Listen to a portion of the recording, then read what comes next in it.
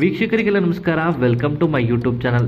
Big Boss ಮನೆಯಲ್ಲಿ villain ಕೊಡ್ತಿರುವಂಥ task ನಿಮಗೆ ಗೊತ್ತೇ ಇದೆ, SR ನೋ ರೌಂಡ್ ರೀತಿ ಇರುವಂಥದ್ದು.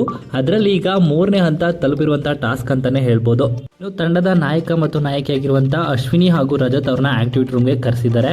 ಆಕ್ಟಿವಿಟಿ ರೂಮಲ್ಲಿ ಒಂದು ಟಾಸ್ಕ್ ಅನ್ನ ಕೊಟ್ಟಿದ್ದಾರೆ. ಈಗ ಇನ್ನು ಸ್ಕ್ರೀನ್ ಮೇಲೆ ಕಾಣಿಸ್ತಿರುವಂಥ ರೀತಿಯಲ್ಲಿ ಹೇರ್ ಸ್ಟೈಲ್ನ ಅವ್ರಿಗೆ ಮಾಡಿಸ್ಬೇಕು ಅಂತ ಒಂದು ಫೋಟೋನ ಹಾಕಿ ತೋರಿಸಿದ್ದಾರೆ ಬಿಗ್ ಬಾಸ್ ವಿಲ್ಲನು.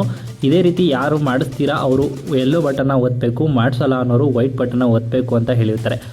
ಅದೇ ರೀತಿ ಅಶ್ವಿನಿ ಅವರು ಇಲ್ಲಿ ಯೆಲ್ಲೋ ಬಟನ್ನ ಒತ್ತಿ ನಾನು ನಮ್ಮ ತಂಡದಿಂದ ಮಾಡಿಸ್ತೇನೆ ಅಂತ ಒಪ್ಕೊಂಡಿದ್ದಾರೆ.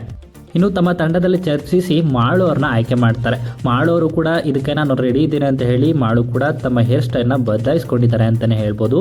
ತುಂಬಾ ವಿಚಿತ್ರವಾಗಿ ಇದೆ. ಅದನ್ನು ರಜತ್ ಅವರೇ ಕೂಡ ಇಲ್ಲಿ ಹೇರ್ ಸ್ಟೈಲ್ನ ಫೋಟೋ ಮೂಲಕ ತೋರಿಸಿ ಮಾಳುಗೆ ಇಲ್ಲಿ ಮಾಡ್ತಾರೆ. ಇನ್ನು ಬಿಗ್ ಬಾಸ್ ಸೂಚಿಸಿರುವಂತೆ ಹೇರ್ ಕಟ್ನ ಮಾಡಲಾಗಿದೆ ಅಂತಲೇ ಹೇಳ್ಬೋದು.